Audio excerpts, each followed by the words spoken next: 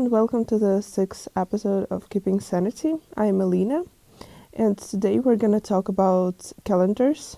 Quite a weird topic, but lately it has been a tool that helped me a lot. And quick backstory. Basically, I'm always trying to get my life together and be as productive as possible and, all that stuff. That's just my hobby. I like learning about it. Just something I'm interested in. And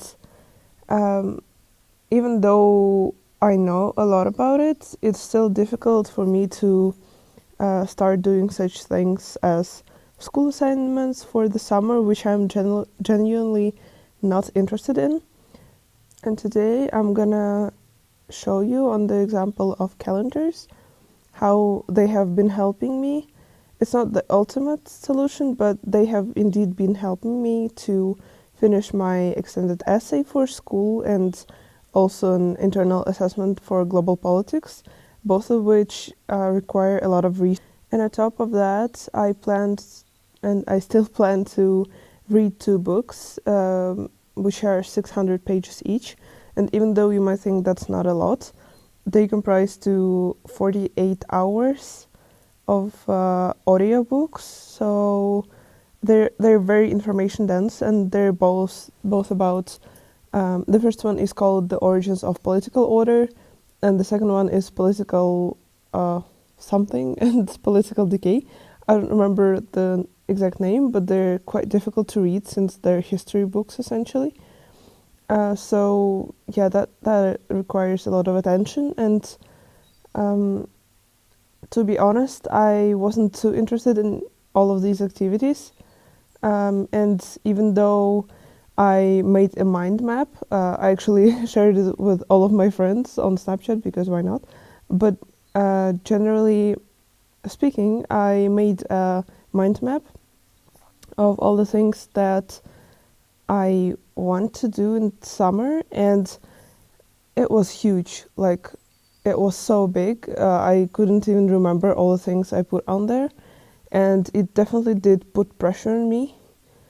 I knew I wanted to do all of that, but first of all, I didn't pick in like the most important ones. I just tried to do everything at the same time. And second of all, I kind of knew I had to do all of it, but I didn't have the energy at all because I was so tired from the exams and end of year exams in my first year that I honestly just wanted to lie in bed all day. But the problem was for all of my efforts in the first year to pay off, I had to finish these assignments and work hard on them so that I get a good mark. And I want my work to pay off, obviously. Why would I work then? But with some things, it just seems like they're so boring that I will never be able to make myself do them. And for instance, in the beginning of the year, actually not in the beginning, it was the beginning of the second semester, so it was February, and I had so much hatred toward physics. Like, I just couldn't stand it. I like the concept of learning physics, but I just could not force myself to do anything. I would do any other subject twice, just not to do physics. And honestly, I don't know where that hatred came from, because everything seemed to be all right. Maybe it's just because it's one of the hardest subjects for me. For instance, on the contrary to global politics, which is very easy, physics seems impossible. But what my psychologist told me then is that I can't really afford to dislike it if I don't want to fail the IB. And it may be not, it's quite weird advice from a psychologist to force yourself to do something, but it's actually the truth. Like, the whole course, I'm lucky enough to like IB and my whole course and all of my subjects, but there are obviously some things that are not perfect, and I can't really change them. I just have to accept them.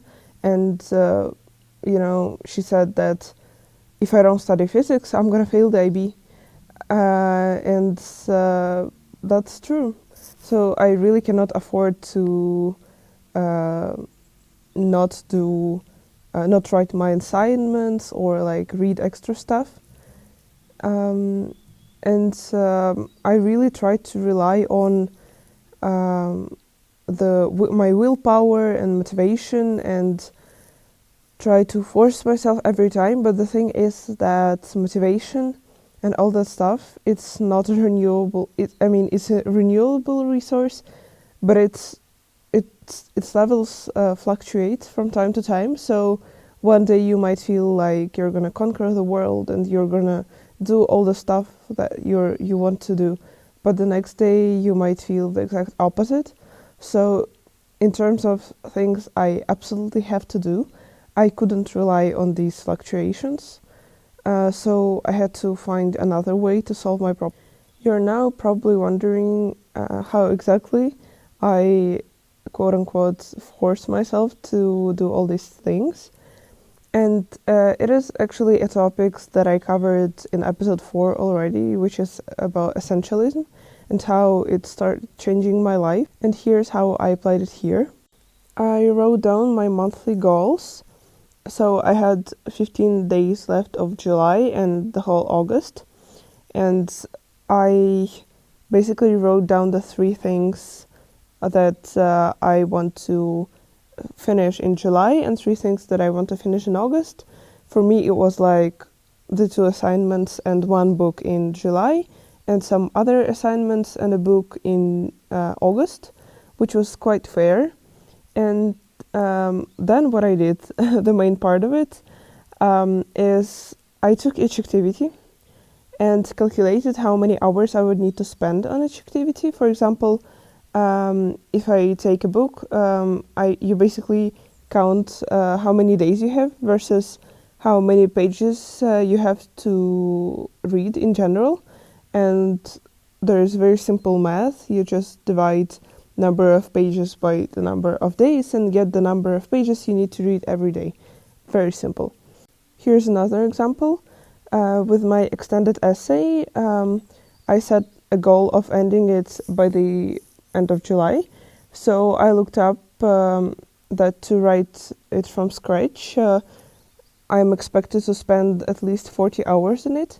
And since I already spent about 10 hours, I again did the simple math of calculating how much time a day I should dedicate to it and just wrote that down. When you have all of this data, you can simply put that stuff in your calendar. So for example, I think I calculated that I would want to spend 2 hours 3 times a week on my extended essay. So I just put that into random days so that I don't get tired. So like Monday, Wednesday, Friday or something. So that I have some time to process the information I read. Quite a simple method, but I think you get it. And when I was doing it, I actually remembered how I did quite a similar thing in spring during school. So my problem was that I used to complain how I don't have enough time, not only to do simple homework from one day to another, but also to write research papers on top of that. But turned out that it's not that difficult. For instance, when I had to write my politics internal assessment, and mind you, I started writing it 1 week before the deadline, even though I had like 3 months. I dedicated 1 or 2 hour windows before all of my homework to write it. So, for example, school would end at 4, and I would like have my lunch, and then I would sit down for an hour or 2 writing this assessment. And I basically had no choice but to do it. And only after that I started doing homework. And the thing is that I couldn't really afford to skip homework because I wouldn't understand anything the next day, and it was also close to exam season. So what I did is basically I made it inevitable for me to do both, and only that way I was able to meet the deadline, because if I didn't put those 1 2 hours windows every day, I just wouldn't write it at all. And a pro tip for you, to for me, for instance, the aesthetic of my working space is very important. So, I poured myself a glass of a relaxing drink, if you know what I mean, and I snapped my friends and made the experience generally as aesthetically pleasing as possible, so that I don't have much resistance. And why I told you that it is inevitable to do all the activities, because just imagine you have allocated 2 hours for doing a certain piece of work, and if you postpone those 2 hours of work for the next day, it combines to 4 hours, and if you postpone it again, it adds up to a total of 6 hours, and there's no way that you want to spend 6 hours a day on an activity that you don't even enjoy that much. So just the act of imagining having to do the 6 hours of work will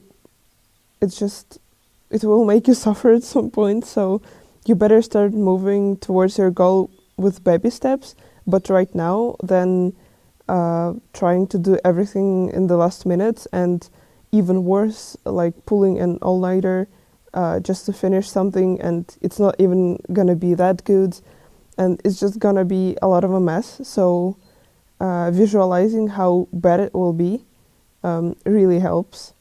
And one more example of how this method used to work for me is back in the 8th grade, when I used to go to sleep at 2-3 a.m. every night, and I had to wake up at 7. The way I made myself to go to bed at least an hour earlier is by visualizing how much pain I would be the next morning if I didn't get enough sleep. And I just imagined that it would be painful to open my eyes, and how tired I would be, and how nauseous I would feel. And it just really did make me put my phone down and just go to sleep already. I don't want it to sound like it's very, very easy to do everything with this method, because even though I started when only half of the summer is left, I already feel the pressure of how much work I have to get done, and I'm anxious that I might not finish it, or not finish it to the best of my abilities. But I really want this episode to be a motivation for you to start something that you have been postponing, especially if it has a deadline or it's something crucial that you have to do and it has some meaning and influence in your life. And if there's no such thing, just do whatever you enjoy, to be honest, but try to make it a bit challenging so that you can improve a bit every day, because why not? Because life is a game anyways. On an end note, I would like to kindly ask you to check the description. There I'm gonna write all the stuff I mentioned in this episode, and as well as that, exciting news, I launched my website, and there I'm gonna be posting stuff that I'm genuinely interested in, again about self-organization, productivity, blah blah blah, but it's going to be in Russian, since I discovered how little information there is in the Russian-speaking online community on all of this stuff, and I figured that it would be a nice idea, basically, to spread the information, because in English it's kind of much easier to find the stuff, and in Russian it definitely, the internet lacks such information in Russian. So yeah, check out the description, and thank you for listening. Later.